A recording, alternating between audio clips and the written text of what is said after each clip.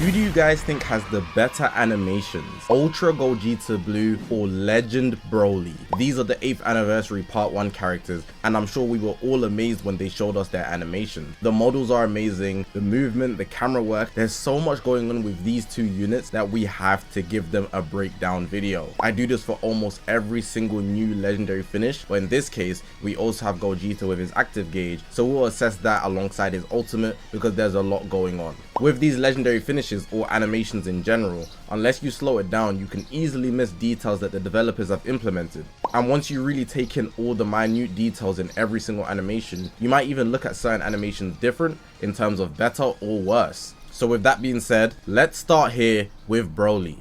So we got Legend Broly here, and I really like how they started us off very symmetrical. The close-up they give us, you can really see how he's irritated. You know that piece between your eyebrows, that skin there that closes together? Yeah, this guy is pissed. He comes in charging and he hits a good barrage into an amazing ki blast, sending the enemy away, and you even see a moment where they're literally flying away. Now, something I want to bring up with Broly's animations, the whole animation set, is that they often focus on the enemy and the way they're getting ragdolled. There's a lot of good ragdoll physics with the person that you're fighting, but they go flying, and the way the camera works is beautiful. They're very subtle, but instead of just like cutting, they pan out and you see Broly has flown above and gone around before the enemy even gets further down, and then he charges up another ki blast to send them the other way now. And a very small detail here that is actually crazy, he wags his hand the other way, so he swipes his hand the other way to get rid of the smoke that he created. By the way, he had such a large impact that there was smoke in his face, so he wagged his arm so that the smoke could get out of the way, so he could load up even more attacks, and now he's sending a barrage of ki blasts. And the camera work here is phenomenal. You see all the green, the ragdoll physics from the enemy. They're literally going right, then they went left, then they went up, and then up even more, and then up even more. He had like 7 attacks in this one bit. He's going 1, 2, 3, 4, 5, 6, 7. Oh my god, we are moved. Then they give us a final close-up of Broly literally tweaking. The movement on his neck right there, pause. But wow, like he's actually off anything. Obviously, this is a legend animation, so the screen goes white to focus on him literally tweaking out, and then the enemy just gets zapped by an absolute beam coming from Broly's mouth. Not gonna lie, these animations are mad sus when you're having to explain them anyways. But the beam's really good looking. The way they've incorporated the Legend Ink animations, I think they just look a lot better with the green. We've seen them a lot with the blue, but with the green, it's very nice. We've also seen them with pink. I really like that on Rose, but I think maybe the green and the yellow is actually my best variation of how it's been implemented yet, and that's simply because Broly's attack is green. But yeah, it fizzles out and the Cyberman gets blasted into the sky. Broly hits a huge screen, and what's really good about this last part is usually they just hone in on the character after they're proud of what they've done, but Broly is super aggressive, super angry, super powerful. He's also got the cameraman shaking. It's not just him tweaking out. The camera is literally vibrating, and I think that adds to it a lot more. And similar to the part in Legend Bardock's legendary finish, Broly starts pulsating at the end. Like he's literally so angry, shaking, he can't stay still. And the pose that he hits is super tough, man. It's an absolute show of strength. This legendary finish is definitely one of the better ones up there. I can easily see a lot of people thinking this is a 10 out of 10 because I do. I don't see any flaws honestly with this animation. It's super creative the way they've implemented it with the camera work and everything like that. The effects are up there. And the model on Broly, wow, this one here, phenomenal.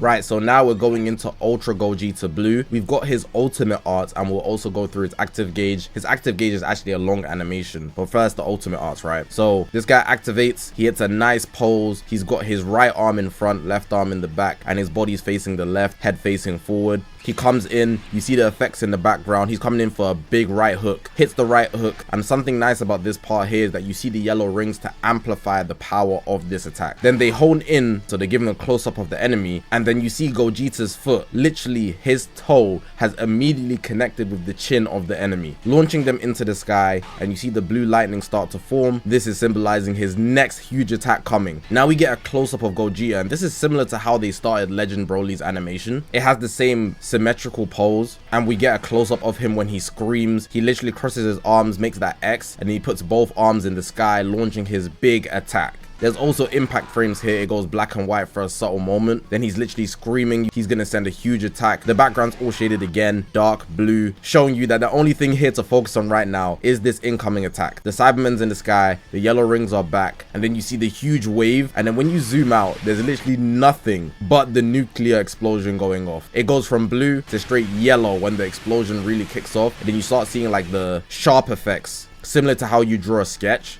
They went from blue to yellow, and they're all fizzling out while the screen also fades out into white with the debris flying into our faces. After an attack like that, Gogeta just puts his arm down like nothing happened, but that attack was super insane.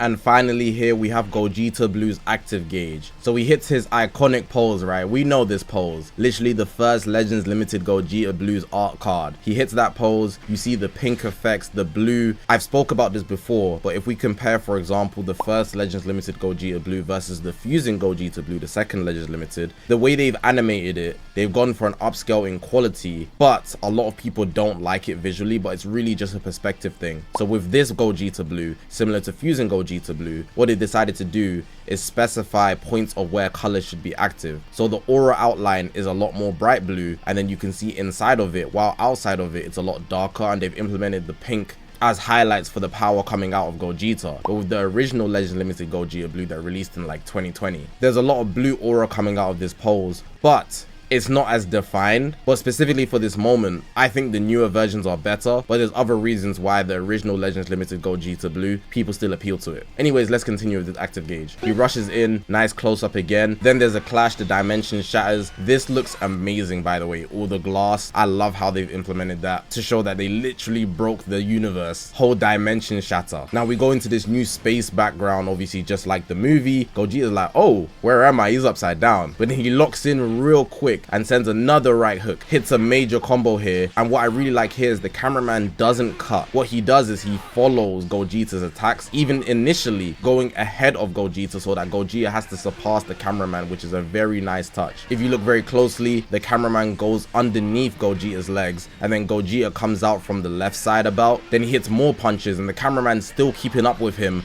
as he's literally piecing the enemy. This is tough, and the combos he's using are super fun. Then after that, he hits a front flip and then hits this flying motion where he zooms out and then round, back down, does a swirly, goes up, and then he loads up the Stardust Fall. We get a zoom in on his face. Now a lot of people at this moment, they're like, oh, why is Gogeta Blue using Super Saiyan Gogeta's moves? They should have made him Super Saiyan. Well, if you guys don't know, he actually did this move in blue as well. It's been a long time since a lot of people have watched the movie, but he did do this move in blue as well. But the moment they're referencing here is the version where he's in Super Saiyan. But it's not an issue either way, it still looks good. The cameraman then moves to a position where he's behind Gogeta, and we see a zoom out of the enemy while the Stardust Fall is literally raining. The debris comes up from the ground because it's obviously going to destroy the ground as well, just like in the movie where Broly was on the ground because they're referencing the Super Saiyan version. You could say that kind of doesn't make sense. If they broke the dimension, they're fighting in the air, but the reference is from a version where Broly was on the floor. I believe that's what they're referencing anyways. But you see the explosions going off, and then there's another screen shatter because Gogeta is literally finished it. Broke the dimension again, brought him back to reality, and they both end up on the ground. They literally went all out for these animations, and you can see it. Even if we've seen this Gogeta Blue do a lot of stuff in this game over and over again, this is amazing animation, and the source material is what makes it come to life in Dragon Ball Legends. I don't have much more to say, but the animations overall were great. The only thing I do want to say is, when it came to Gogeta's Stardust Fall, I would have liked for the cameraman to follow him similar to the Super Saiyan version. You know how he was screaming doing the da da da da da da da da, and he was flying back because he's putting out so much power that it's literally sending him backwards while he's sending shots forward. If they showed a small segment of a shot like that in the active gauge when he's using the Stardust Fall, I would have said it's probably the best animation in Dragon Ball Legends, because even to date, that animation, that blue card, even how you can power it up with the green card, it moves me every time I see it. But besides from that, I still think both animations available, so the ultimate, the active gauge, and also Broly's legendary finish, They are all 10 out of 10 animations, easily at the top of the game. Are they your favorite? Are they the best in the game? That's for you and your opinion. For me, I could easily see that, I'm not gonna lie. I do really like Gogeta's animations. I would go as far to say Gogeta's animations are a bit better than Broly's, specifically his active gauge, maybe not so much his ultimate. But that's just my opinion. Let me know yours in the comment section below. But hopefully you guys did enjoy this video. If you haven't already, make sure to press the subscribe button. We're on this grind to 200,000 subscribers. I appreciate you guys for watching, man. My name is Zakashi, guys, and I'll see you guys in the next one, man.